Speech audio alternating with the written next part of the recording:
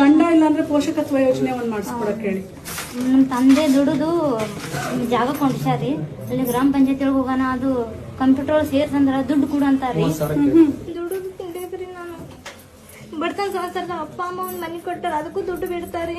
ಎಲ್ಲಿ ತನ ಹೋದ್ರು ಅಲ್ಲೆಲ್ಲ ಸಾಕಾಗಿ ನಿಮ್ ಹತ್ರ ಬಂದಿದ್ದೇವ್ರಿ. ಇವಾಗ ಆ ತಾಯಿ ಹೆಸರು ಬೋರಮ್ಮ, ನಮ್ ಬಿಜಾಪುರ ಜಿಲ್ಲೆ ಡೋಣೂರು ಗ್ರಾಮ.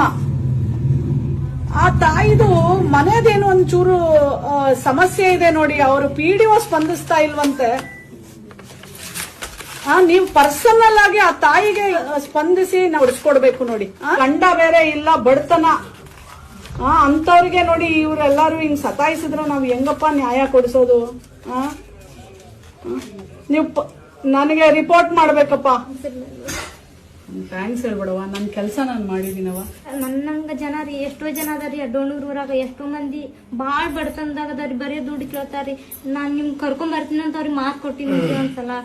ಬಾಳ್ ಬಡತನದಾಗ ಐತ್ರಿ ನಮ್ ಡೋಣೂರ್ ಊರಲ್ಲಿ. ಬರೀ ನಿಮ್ದು ಫೋಟೋ ತೋರಿಸಿದ್ರೆ ಅವ್ರು ಎಷ್ಟಿದ್ ಮಾಡ್ತಾರಿ.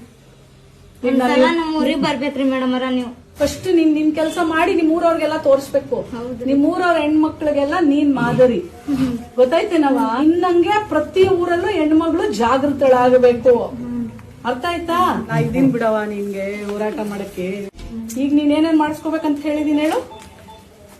ಮಗಳದೊಂದು ಪೆನ್ಷನ್, ನನ್ ಮನಿದೊಂದ್ರಿ, ನಿಮ್ ಮನಿದೊಂದು, ಗಂಡ ಏನ್ ಮಾಡಿಸ್ಕೋಬೇಕಂದಿನಿ? ಪೋಷಕತ್ವ ಯೋಜನೆ, ಅರ್ಥ ಆಯ್ತಾ? ಅದು ನಿನ್ಗೆ ಪ್ರತಿ ತಿಂಗಳ 4,000 ರೂಪಾಯಿ ಬರುತ್ತೆ. ನಿನ್ ಮಕ್ಳು 18 ವರ್ಷ ಆಗೋವರೆಗೂ ನಿನ್ ಮಕ್ಳಿಗೆ ಓದ್ಸಕ್ಕೆ ಅಂತ ಹೇಳಿ.